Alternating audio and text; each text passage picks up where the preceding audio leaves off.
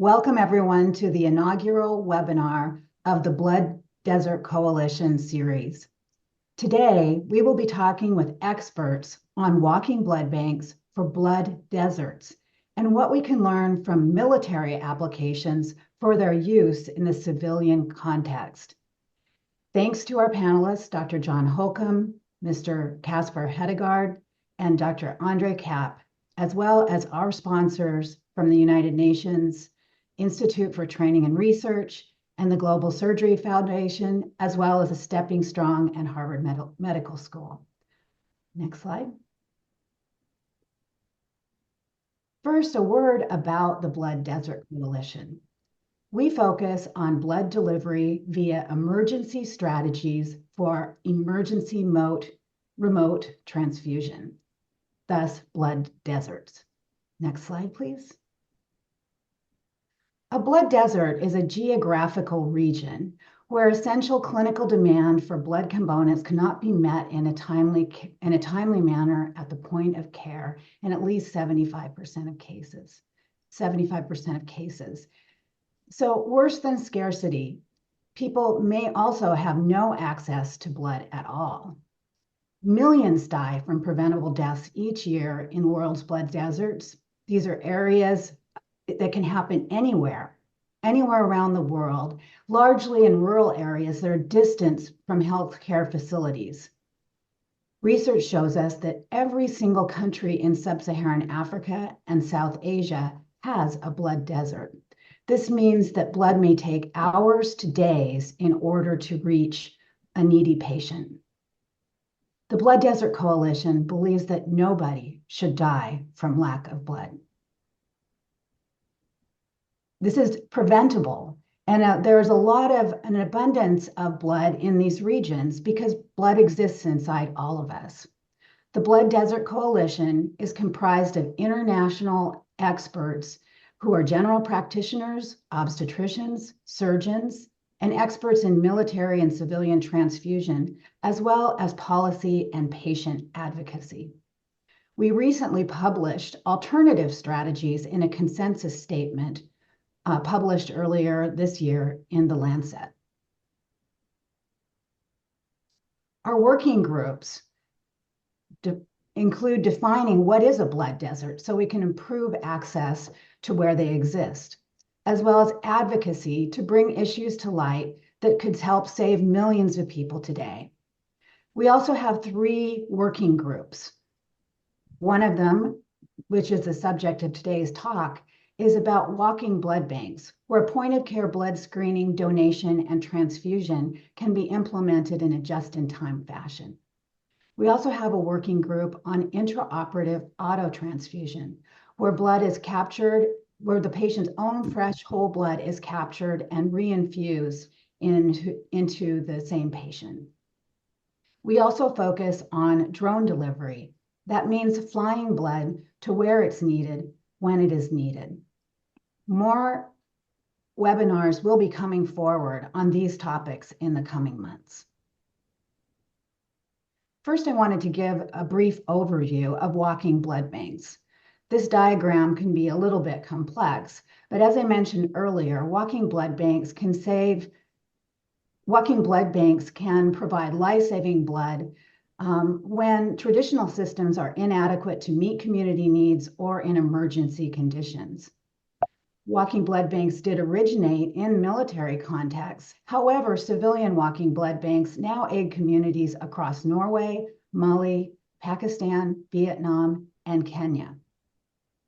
As we can see in this diagram, if you start at about the 8 o'clock position, when an emergent need for blood products is recognized and no blood is available through the traditional systems, we can either utilize a rapid diagnostic test for compatible blood that is pre-screened, that is not yet screened. In other words, it was collected yesterday, and test that blood for immediate transfusion. Or we can mobilize regular screen donors who have been identified by their blood group and collect them immediately using rapid diagnostic tests for TTI screening or transfusion transmitted infection screening. So rapid diagnostic tests are a crucial aspect for point of care detection and of transmissible transfusion transmitted infections. Although we have recognized that regulatory challenges and policy challenges sometimes hinder widespread adoption. But this is the overview, the context of civilian walking blood banks, and the focus of today's session is to understand how we can learn lessons from the military context. This process has gone by many different names. For example, in India, it's called the UDBT, the unbanked direct blood transfusion. And in a project that we have in Turkana, Kenya, we're referring to this process as an emergency transfusion protocol. Now we will be speaking with our experts to hear their views on walking blood banks. With us today, we have Dr. John Holcomb, who is a former commander of the U.S. Army Institute of Surgical Research and Trauma. He's also a consultant and a professor of surgery at the University of Alabama in Birmingham. We also have Mr. Kasper Juul Hedegaard, who is a CEO and part owner of Eldon Biologicals, the manufacturer of the EldonCard for point-of-care testing or near-patient testing of blood types for ABO grouping and Rhesus D systems. And we have Dr. Andre Kapp, who is the Director, Research Chief Scientific Officer, from the U.S. Army Institute of Surgical Research, Hematology Oncology, and a consultant to the U.S. Army Surgeon General. He is also a professor of medicine for the Uniformed Services University. Thank you again to our panelists, and why don't we go ahead and get started? We'll begin with Dr. John Holcomb, and perhaps you could tell us a little bit about your background in walking blood banks and how you came to know of this approach. Yeah, well, thank you very much for the kind introduction, Linda. It's great to be here today, addressing a topic that's really, really important. So as a very young surgeon, right out of training in 1993, it's a long time ago, 31, 32 years ago, we were in the middle of a military mass casualty, running out of stored blood products, components in the blood bank, and a very senior anesthesiologist said, "Why don't we do a walking blood bank?" I actually had never heard of it. My military training did not include anything about a walking blood bank. My civilian surgical training, I was 2 years out of residency, did not include that topic at all. I thought we were all going to go to jail once we did it. However, 1/3 of our hospital laid down donated without testing, by the way, based upon dog tags, and got back up and went back to work. And we transfused warm blood products into patients. And I described actually at an AABB meeting a couple months later that the results from a surgical point of view, physiology point of view, were magical. I would not recommend using the words magical at a scientific meeting. Didn't go over very well. And I learned a good lesson as a young surgeon, speaking to a bunch of folks who were hematologists and blood bankers. But they were. The physiology improves dramatically. Coagulopathic bleeding stopped. All the things that we've learned over the years. As a physician scientist, I guess I'll label myself. You like to see prospective randomized data, but it took an N of 1 to watch the physiology improve on the OR table when transfusing blood from a walking blood bank. And have been a strong proponent ever since in many different ways. And couldn't agree more with the description of blood deserts that you described in the introduction. I would say, just as an aside, that you don't have to go to sub-Saharan Africa or these other places around the world where we've all been. There are many places in the United States and in Canada, North America, that are blood deserts as well. So I would say that every country has a blood desert. They may not be well described and may not be well known, but there are many, many places around the world where people are dying every day for a lack of blood. And I personally believe that walking blood bank is the solution to most of these, many of these problems. I'll stop there. Thank you. And so you came into walking blood banks through a military introduction, but what I'm hearing you say is that the context is not exclusive to that kind of situation. And in fact, a civilian setting would be an appropriate use case as well.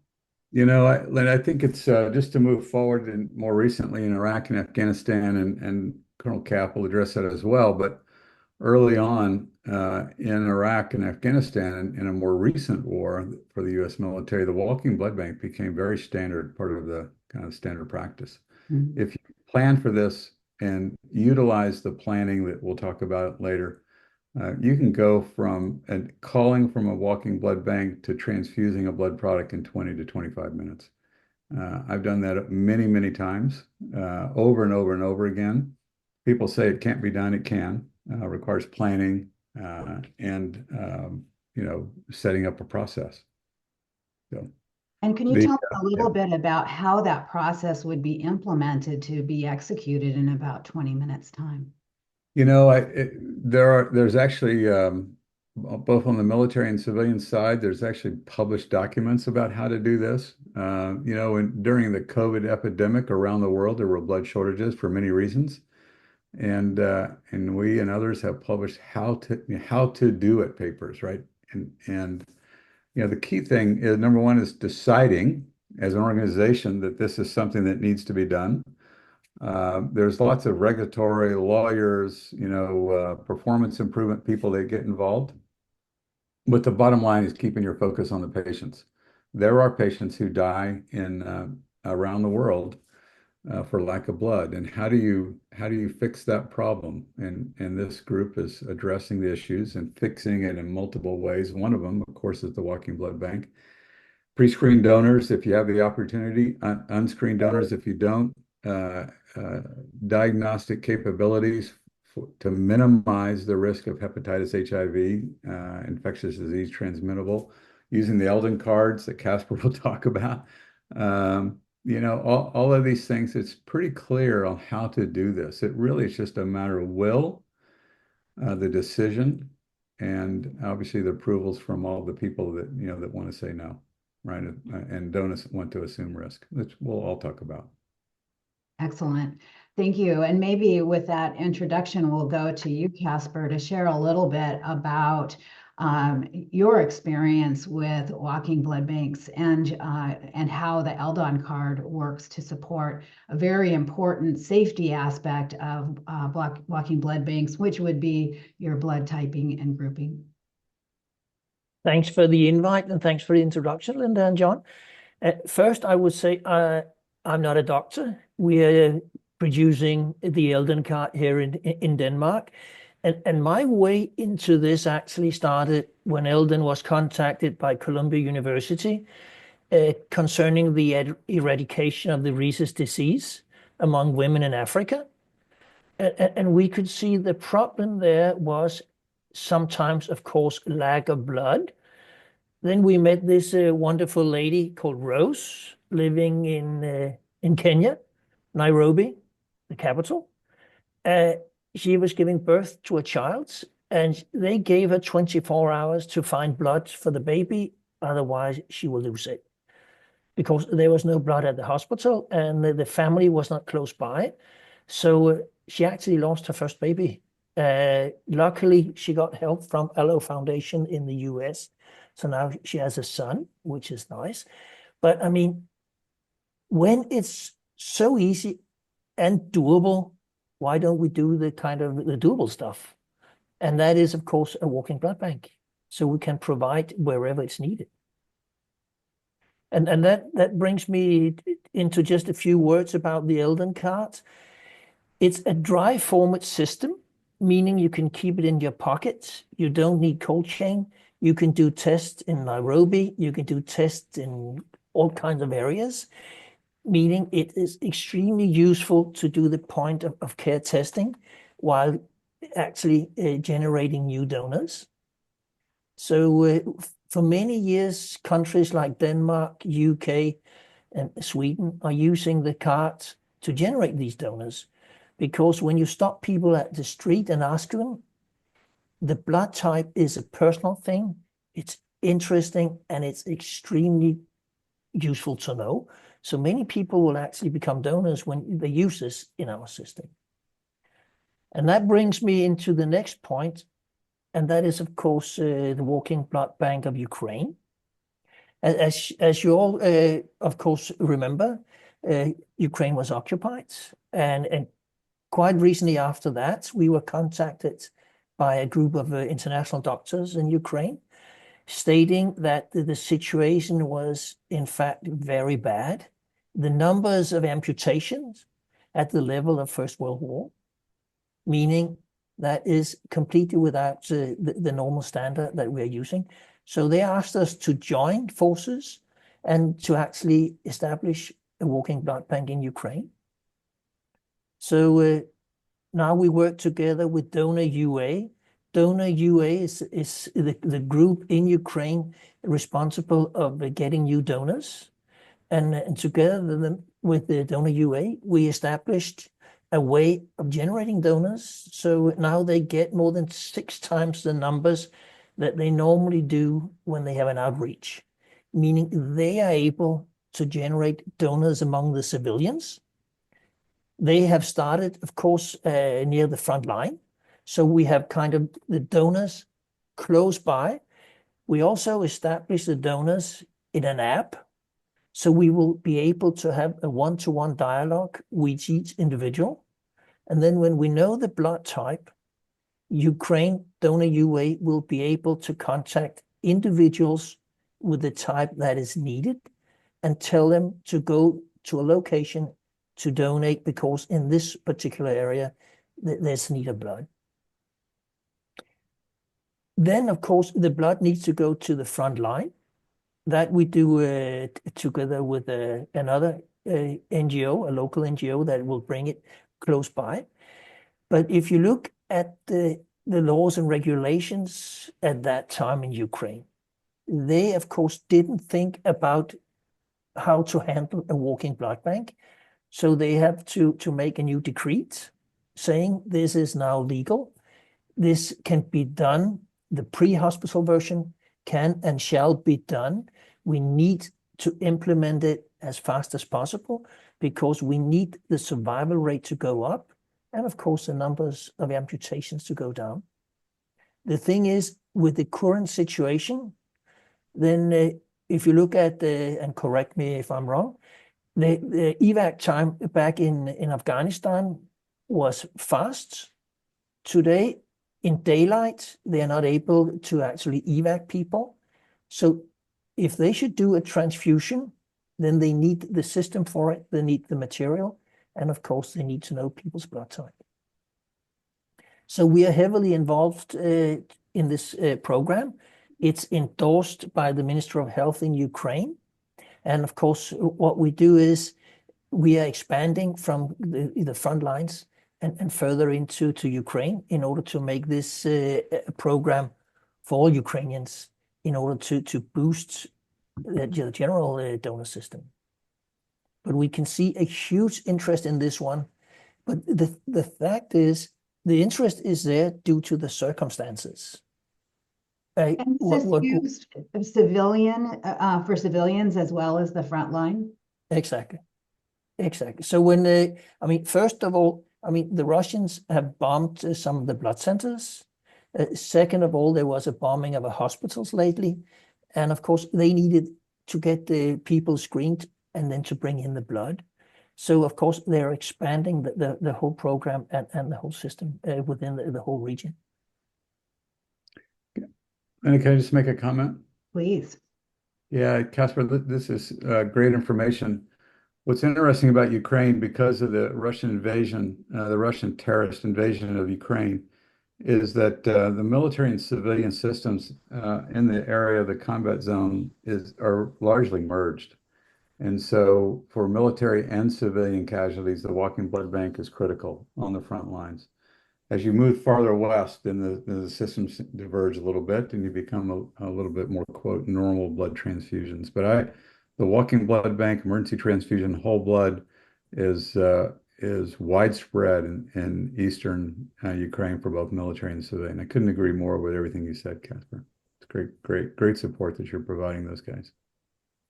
I mean, we do this together with, of course, the Danish government and many others. And for the moment, of course, Medicine Frontier, Doctors Without Border, are using the cards for bedside testing as well in Ukraine. Yeah. But the whole system, and my belief is that the learnings from this one is we need to prepare and plan before something should happen, because it could be an attack, it could be, I mean, a disaster, an earthquake, whatever. I think just we need the authorities to be prepared to react and implement this stuff.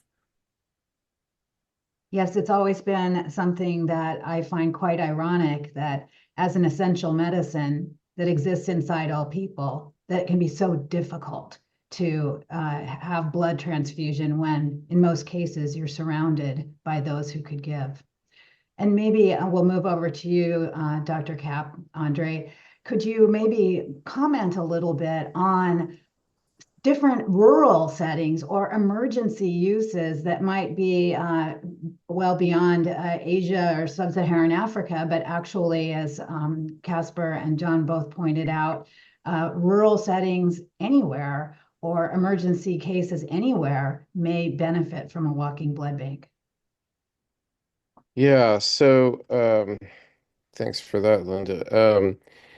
So, in the United States, we have vast, vast territories in which the majority, well, the population is mostly far enough away from level 1 or level 2 trauma centers, or indeed even hospitals of any kind, that they're effectively in blood deserts. And, so I live in San Antonio, Texas, which has been really a pioneering site for implementation of blood in the pre-hospital setting, including putting whole blood on ambulances and so forth. But, if you drive an hour outside of San Antonio to some of the smaller communities in South Texas, you're really in a blood desert. And there unfortunately have been some tragic mass casualty events in these places, such as in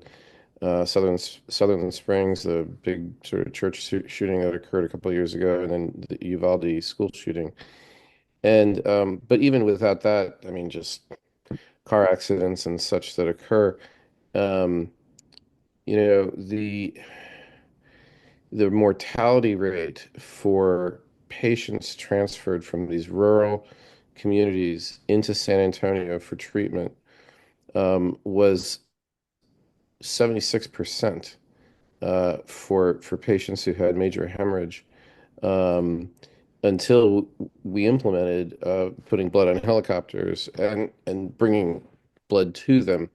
And that cut the mortality rate in half, basically, or the acute mortality rate.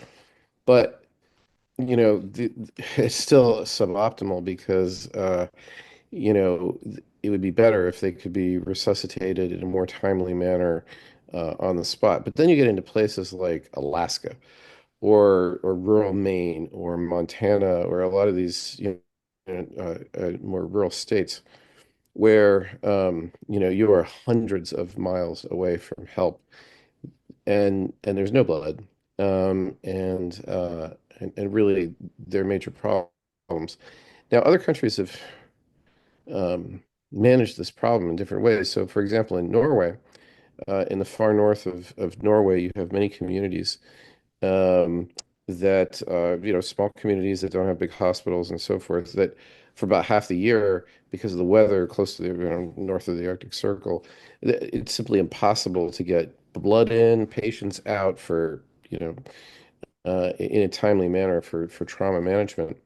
And so, under the leadership of Geir Stranes, who's one of the co-founders of the Thor Network, um, they they implemented a national civilian blood readiness program that includes training for walking blood banks, which they have implemented, and mass casualty drills, patient transfer drills, military and civilian integration across those drills. And they've even implemented those walking blood bank programs in some of the larger cities. So, for example, Bergen, Norway, which is the number two city by population in Norway, I would argue number one in blood preparedness. They've had events where one casualty can take 100 units of blood. And if that falls at just the wrong time, you can burn out your hospital blood bank. And that's actually happened. And they've activated the walking blood bank in Bergen in order to treat massive hemorrhage situations. So the point is that, as you said in your introduction, Linda, these blood deserts exist everywhere in every country. Um, and, uh, unfortunately, um, we don't have enough proactive and I would say permissive. Well, we haven't tackled the regulatory challenges and the sort of bureaucratic challenges of implementing walking blood banks in enough places. But certainly we have examples of how this can be done and done successfully and safely. Um, and it should be done. I would note that in San Antonio, we have plans sort of have been implemented yet exactly, but sort of an outline of a plan for how we would do that in the U.S. One of our major challenges in the U.S. is that the Code of Federal Regulations clearly states that blood centers shall not transfuse, or blood establishments shall not transfuse or provide untested blood products. And so the interpretation of this is basically that, no blood center can be involved in a walking blood bank.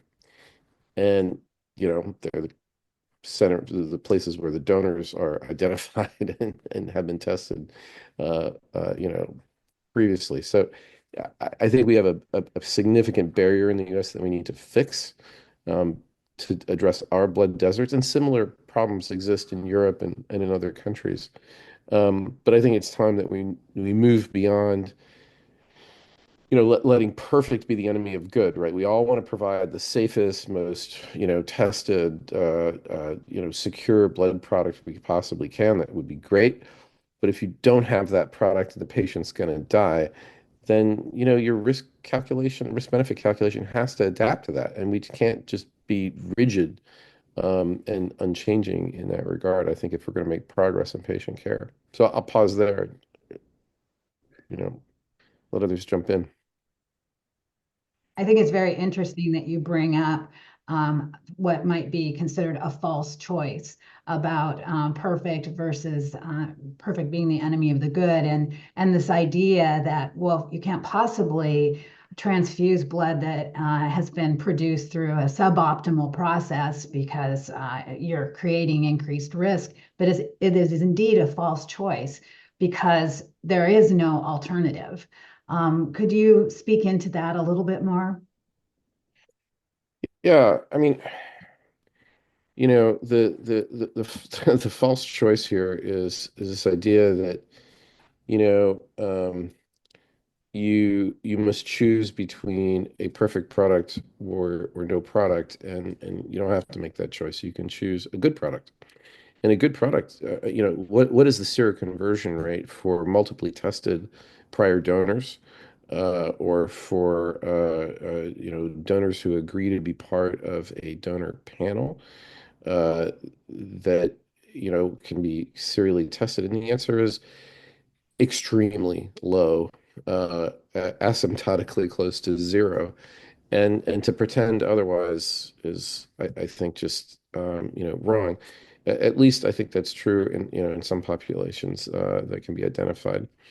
I would note, by the way, that NATO, in confronting the challenges of of readiness for potential engagement.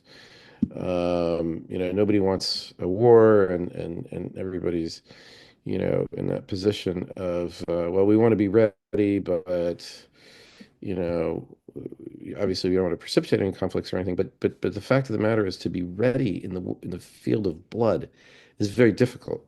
You can't have deterrent forces sitting there with thousands of units of labile blood product that are going to expire in a month and throw them away all the time. You just can't do that.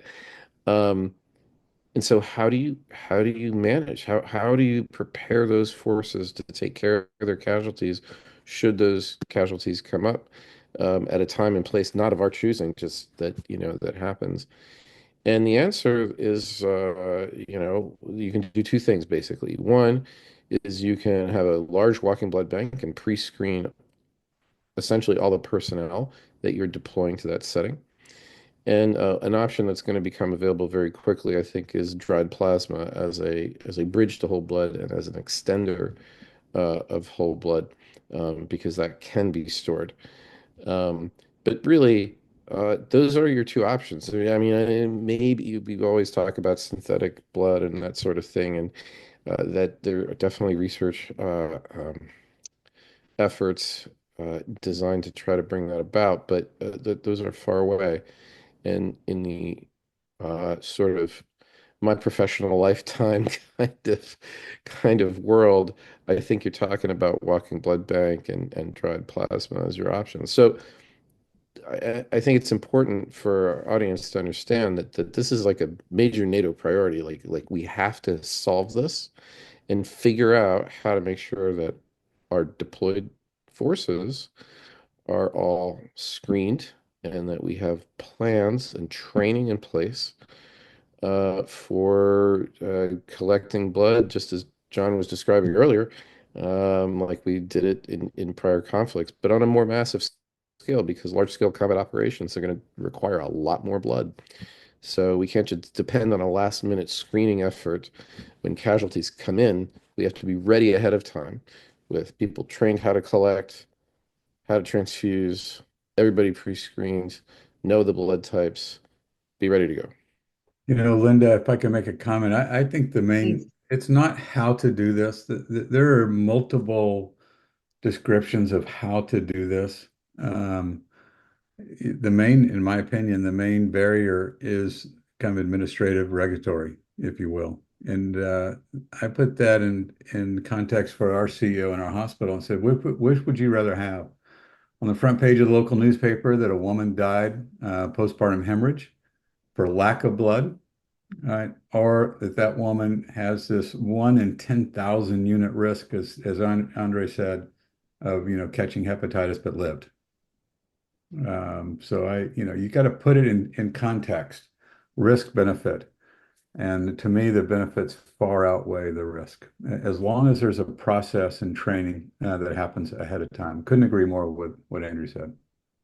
I think that's Right. really interesting about the testing, training, and then periodic activation. Go ahead, Kasper. Now you mentioned PPH. That is the biggest kind of killer when it comes to hemorrhage, of course, and giving birth. And now in Kenya, the Minister of Health, Cox, and the University of Nairobi have just launched a plan on how to solve this. And a part of that is actually a walking blood bank, because as you mentioned, when it goes wrong, you need a lot of blood, and there's not that much blood in the bank. So that is a key issue, and they actually work together with UNICEF and some others in order to establish this. So I think there's focus on it on the civilian side, and also in Kenya, at least, they have on the regulatory side, because they have an understanding of the problem. Yeah, Because of course there's always a nice hospital in the center of Copenhagen, but that is not always the case. If you look at the situation in London, where there was a hacker attack on one of the hospitals, they have to postpone 1,600 operations in London. Right. You know, I just reiterate, this is not a big city. This can happen in big cities and little cities. It can happen where there's not these blood deserts. There's no Exactly. question that I would rather transfuse blood components fully tested. But if they're not, when the shelves are empty, it is not acceptable to shut the doors and say those patients are going to die. Andrew and I and all the militaries around the world, we've done this at least 10,000 unit transfusions in the last 20 years. This is a known process. There's no Exactly. magic to this anymore. There's none. No magic. Well Exactly. described, well done. It is administrative regulatory barriers. Yeah, this is time to bring out the old Nike slogan, just do it. Let's do it.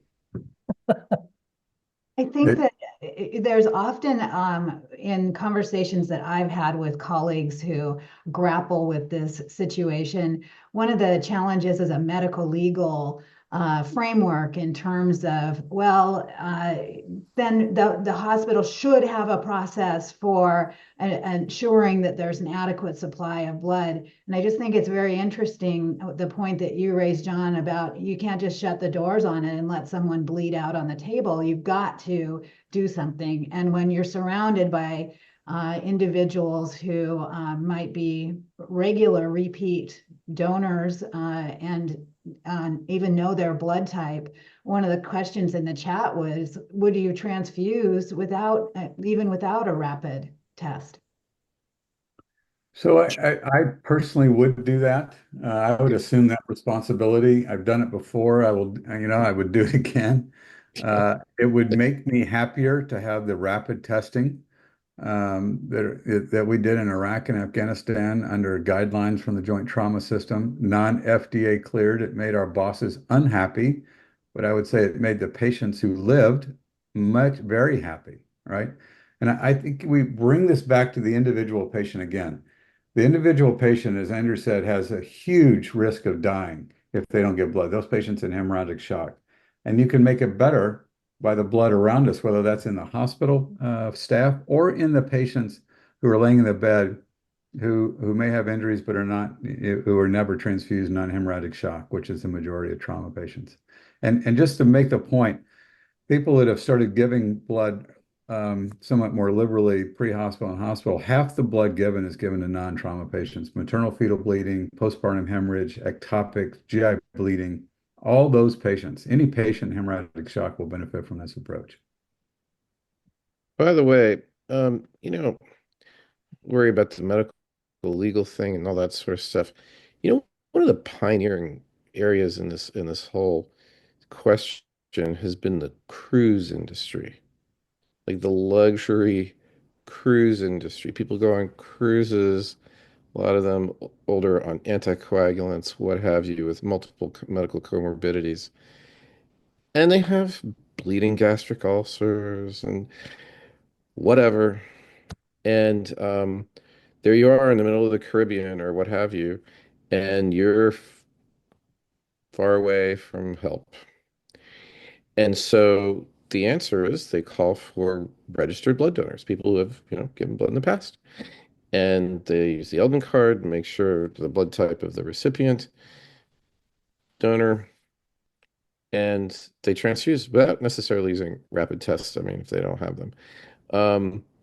And so, I mean, if we can do this on a cruise ship, I just, it baffles me as to why we are so reluctant to do this in a remote or in any hospital for that matter that just ran out of blood and has acutely ill patients that need blood. I mean, it's just, uh, why are you in medicine?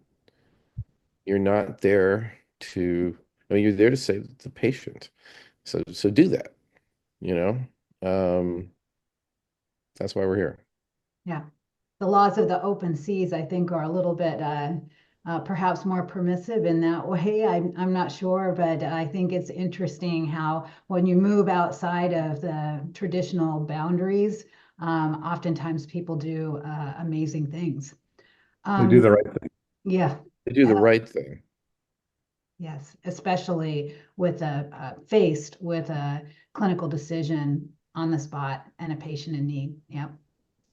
I see a message in the chat asking about what testing is typically done. What type of rapid testing, for example? I know in our project in Kenya, it's HIV, hepatitis B, C, and then syphilis. I'm curious if others have thoughts on that. And then if perhaps, Kasper, you could also comment on, is there a future state where we might have all of them on one platform? It's not the first time I've had that question. And that is what we try to do is, of course, to make it extremely usable and feasible. If we go to Kenya, back to Kenya, then for the health workers to do these tests. Because as it is for the moment, sometimes you turn up in the village to test for some of the things, and the next week some of the other diseases. So we are trying together with UNICEF, Cox, and other entities in Kenya to gather the stuff. So it kind of one-time testing for the tests, of course, that is shall only be done once, and in due time. So I would say that we are working on that one to make it's simpler and easier for people. But when it comes to, of course, walking blood bank, I agree with John and Andrew that, I mean, the blood typing is kind of crucial, but the rest can be solved on a hospital on a later stage. I mean, I have been to Ukraine. I have seen these casualties with amputations that was not necessary because they wouldn't give in blood and had the tourniquet on for 7 or 8 hours because not possible to make a transfusion. I mean, that is, of course, a war situation, but we have kind of same but different situation in our part of the world as well. Yeah. Andre, I'm wondering if you could perhaps comment a little bit further on this state of readiness and how you perform drills and capacity building in terms of a civilian walking blood bank. Could you tell a little bit more about what you have seen in developing a civilian walking blood bank so that our audience can understand what is necessary to have in place to implement such a strategy? Yeah, so definitely the pioneers here are Norwegian friends who have built really quite an extensive system across northern and western Norway. And the way they've done it is to get the buy-in of the the first responders, the medical staff of the various small hospitals, clinics that are in these locations, and then the community itself to serve as donors. Um, there's an extensive training program. They run sort of an academy, if you will, to sort of train the folks who will be implementing all of this. They also run major exercises. And again, in coordination with some military exercises. So there's training, there's documentation, there's it has to be a living system. This is not something that's sort of fire and forget, and you just sort of like walk in, do a little training, and leave. It's kind of an ongoing annual development system that does data recording and process improvement, much like the Joint Trauma System actually has done in the United States military for not just blood transfusion, but overall, combat casualty care. But it's building that sort of registry, performance improvement, training, guidelines, exercise, and continuously improve. And I think that's ultimately what the model that's been successful. It's been successful there. It's been successful in the U.S. The British have a similar military trauma system, that gathers data and helps inform training and equipment needs and so forth. And I think that's really what should be implemented. It's uh, and actually, I think that there's a bigger impact than just filling the blood desert and the acute need for the hemorrhaging patient. We have a huge problem around the world, but particularly, I would say, um, well, I guess it's a global problem, really, and that is the shrinking donor population, and the general lack of blood donors. And for whatever reason, we as a blood community have not been particularly successful at expanding our donor base into younger generations.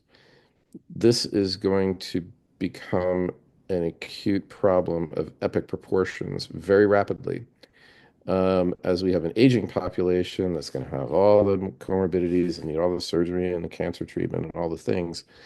Not to mention the possibility of global conflict and so forth. I mean, when you think about increased blood utilization, like total blood use in Ukraine is up like 40% from baseline. That's a high impact total war situation. But even, during the Vietnam War, we increased blood use overall across our system by about 10%, which is enormous. We don't have the capacity to to treat major surge requirements like that. But if you think about the fact that most people who die of hemorrhage die in the pre-hospital setting where there is no blood available in the vast majority of places, we have an undertreated trauma epidemic, and it's undertreated from the standpoint of availability of blood to transfuse. So if we actually thought about what are our blood needs right now in the US and in other developed countries, we're not even close to meeting the actual patient demand because we ignore the pre-hospital setting for the most part. Yeah. So everything that we can do to engage this population, to expand the donor base, and to bring people into this idea of a community of a total, not just defense kind of minded thing, but a community engagement for treatment of trauma and bleeding, I think is absolutely going to be critical. So this has many ha building a civilian blood bank program would have many follow-on advantages and I think positive impacts beyond the ability to care for specifically bleeding patients right now. Kasper, over to you. As you mentioned, that the donors are kind of getting older and perhaps leaving the scene, so to speak. In Ukraine, they have the same problem. They need a lot of donors. And of course, some of the donors that went in the beginning of the war has been moved to other places. And I'm talking about the front line. So now Donor UA has started a cooperation with the Ministry of Education to make this a part of the educational program in biology. So a part of the program for the eldest in school and universities would be the importance of being a donor and of course to sign up like donors. So they start with the younger population and make them full-time donors. That's a That's really great. interesting point in terms of community engagement. And I think all donors are moved by their opportunity to be to save a life and their self-efficacy that comes from participating in that process. One of Exactly. the thoughts that I had is, what is the role of a hospital transfusion committee in enabling and facilitating protocols surrounding walking blood banks? So it's I've been on a hospital transfusion committee for about 20 years, and I engaged, volunteered to be on a committee, which is probably the only committee I've ever volunteered to be on. Um, I would say that the blood transfusion committees, this is a very US centric comment, are very tradition and regulatory bound. And there's tradition and regulatory. Those are two different things. Tradition is the hardest thing to change. Regulations can be changed. Blood in the United States is a highly regulated business. I would emphasize the word business. And I find it very difficult to change both tradition and regulatory when we talk about walking blood bank, to the point where the blood banks in the hospital don't want to store the blood that we collect from a walking donor because it is against the regulations, as Andrew said. They want it stored someplace else. Very interesting. And the donor centers, which are outside the hospital or inside the hospital, also don't want to have anything to do with it because of the regulations. As we think we've all said, regulations need to change, at least in the United States. In the audience, I see several questions in the chat coming in about high exposure rates with TTIs, particularly in areas where there may be higher rates of transfusion transmitted infections. And I'm curious what your thoughts are related to safety of blood transfusion and choices that need to be made in the context of higher infection rates. Yeah, I saw those in the chat as well. Those are difficult questions. The answer, I think, comes back.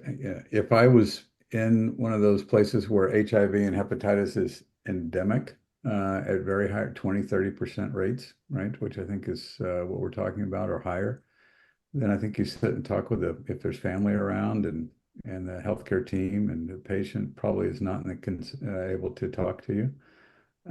This is where I think those little screening cards are extremely useful because they can be done in a couple minutes. And it gives you information on whether this product that you are the donor, walking donor, could or couldn't be positive, screened positive, and might save a life with quote infected blood. Tough decisions. So's dying of hemorrhage. That's pretty final. And I think this is that risk benefit that we talked about. Indeed. So if you're in one of these places where you have a 30% rate, that means 70% don't, right? So maybe you go find a different donor. I've not been in that position. I think we can talk about it all day long. I'd love to hear from folks who work in that area. What do they do? What have they done? I know it's not fair to turn this around, but I think all of us have an experience, and we can speak from our experience. Like I said, I started doing this in 1993 and have done it in every conflict we've been in since, but haven't had the experience that the questioners are asking about. Yeah, indeed. It's often driven by the situation, and yet you need to be prepared and capable of acting in a circumstance where maybe you have a repeat donor, maybe you have the only Rh negative person in the community on the hospital staff. And that's a very precious person to identify in advance and know and engage them in their potential for donating blood. This is where the pre-screen donors comes into play, and the training and the preparation that Andrew talked about. We've all talked about it. The key here is preparation and training. And you can make stuff up at 2 a.m. With a patient dying in front of you, but that's less optimal. It's much better to have planned and have a plan in place. And here it's pre-screen donors, no question. Indeed. Kasper, I'm wondering if you have any additional thoughts based upon the experience that you're seeing, the integration of the walking blood bank into routine practice, and in the unfortunate case of Ukraine, of course, but it's your thoughts on the sustainability of a walking blood bank.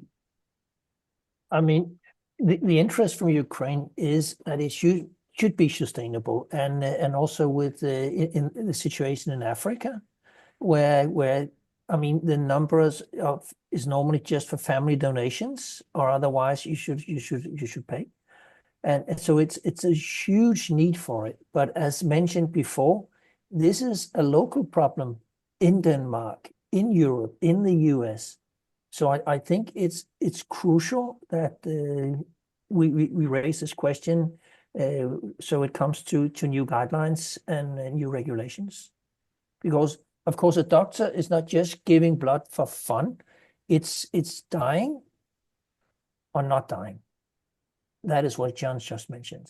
So it is crucial to give the blood and to have access to it for the doctor and his team. Indeed. And to not have it be stigmatizing such that it has to be hidden.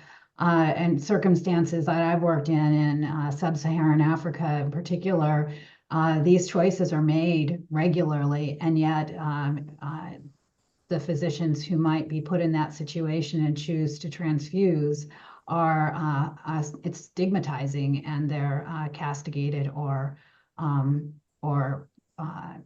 otherwise fear for their license. Exactly. You know, Linda, around the world, some of these practices we're talking about are illegal. And let me just be very blunt here for a second. What you're saying is that physicians around the world are doing this, and nurses at the bedside, to save an individual patient. But what they're doing in their country is illegal, as it was in Ukraine 2 years ago. Walking blood bank is now legal in Ukraine, but it still has a lot of tradition working against it because of the prior Yep. laws that put those physicians and nurses, at legal risk.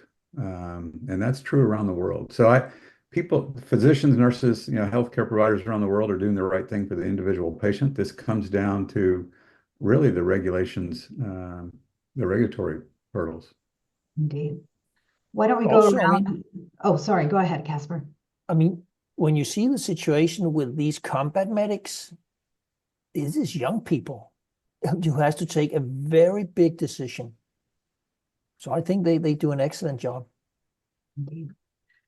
Why don't we wrap it up? I think that this has been an excellent discussion. I really thank all of the panelists for your expertise, your advice, your experience, and counsel on civilian walking blood banks and what you've learned in the settings you've worked in.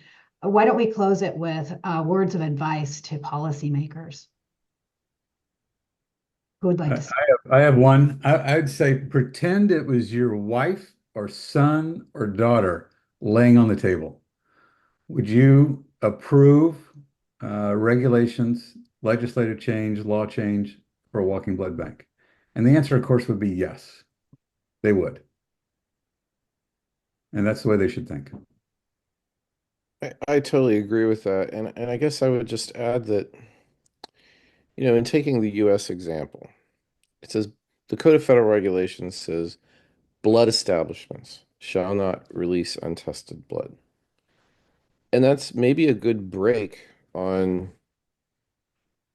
things that could get too loose under certain circumstances. But I think that there should be policy made that says, look, physicians who take it upon themselves to, who make the diagnosis of this is, life-threatening hemorrhage, needs to be treated with blood, no blood available. We're going to collect blood and treat this patient. That physician is not a blood establishment, right? And there needs to be clarity, policy clarity that says, in extremis, you can do this. This is not unreasonable. And it's kind of like when ABB said, which is not a federal regulator, but has, important certifying functions and so forth, said you can do low titer or whole blood, for example, as a product. What titer? Didn't say. It said you shall have a process that that basically aims to minimize risk and codify what you're doing so that it's not making it up at 2 o'clock in the morning, like John was saying, every single time. So have a process, have an SOP, stick to that, train it, and maybe even demonstrate some competency, right? And maybe somebody can help with that in terms of professional bodies and so forth, such that we can have this done in a reasonable way at the right times and only when it's needed. And by the way, the Joint Trauma System is engaging right now in an overall effort to standardize walking blood bank training across the entire U.S. Department of Defense, creating a single protocol that everybody kind of agrees to and so forth, to continue to sort of build those standardized processes. So I think that that's the kind of policy clarity that we need. And blood centers shouldn't feel like they can't facilitate this by, for example, providing donor lists that, are pre-tested and multiply screened and so forth to help minimize that risk Yeah. without necessarily providing the product themselves. I think that would be a reasonable compromise. Thank you so much. And with that, I would like to again thank all of the panelists. If you are interested in learning more about the Blood Desert Coalition, please check out the website. We're interested in getting additional membership in the program and also tackling these very critical problems because nobody should die for lack of blood transfusion. We're surrounded by blood donors. Let's evaluate and implement processes that make sense and save lives. Thank you.